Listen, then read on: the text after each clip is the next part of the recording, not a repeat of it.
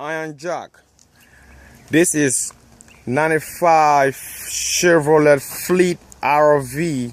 Been parked here over a year, and the customer believed that he needed a fuel pump because if he sprayed in his throttle body, he got fuel coming through.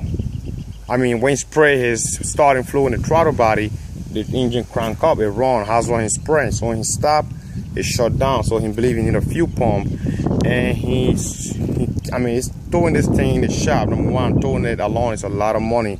Number two, when they get to a shop, when they tow it, forget about it. They're gonna overcharge him a whole lot of stuff. So he found me on Craigslist, and he called me from Winston-Salem, North Carolina, and he located in Wake Forest, North Carolina. It was about hour 47 minutes away between us. Hour 47 minutes. So I drove over here, and I went down there. This thing, you have a lift, it can jack up by itself. He raised the bus up in the air and went down. I saw that fuel tank.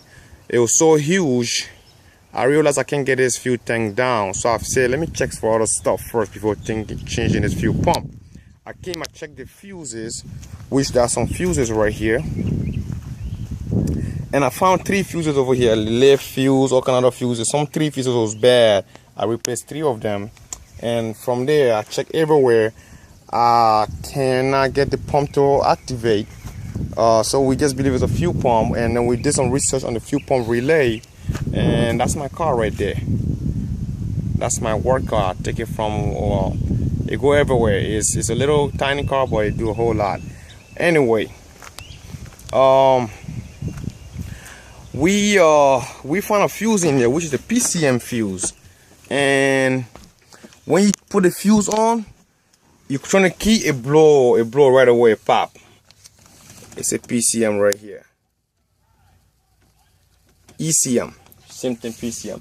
So you see all these fuses? These are all fuses are being popped because I was unplugging everything one at a time to figure out the problem why it was blowing the fuse. And we changed the fuel pump relay, and that wasn't a problem either. And I did everything I can do, and I almost gave up on this van to go home.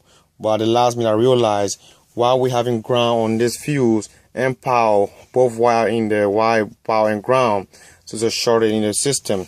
So what I did, I cut this wire right here, the one I have in ground, and I found a same wire coming to the fuel, to the PCM down here, and I cut it, and I bypassed the wire by putting this wire right here, bypass that whole shorted, and the bus crank right up.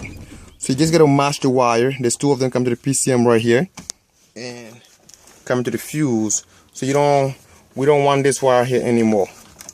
We don't want to use the wire, the original wire coming to the PCM to the fuse right here.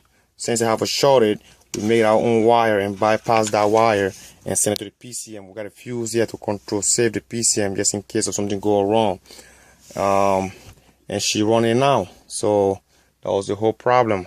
All these fuses are blowing fuses that I keep putting, including these right here. So there you go.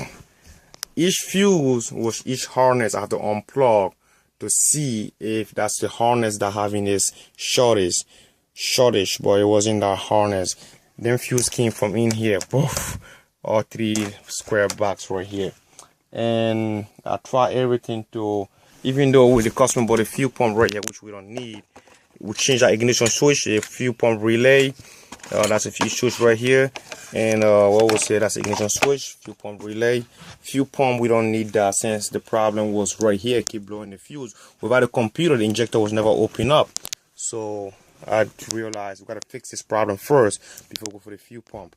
This is Iron Jack from Winston-Salem, North Carolina to Wake Forest, North Carolina. Iron Jack, do it all.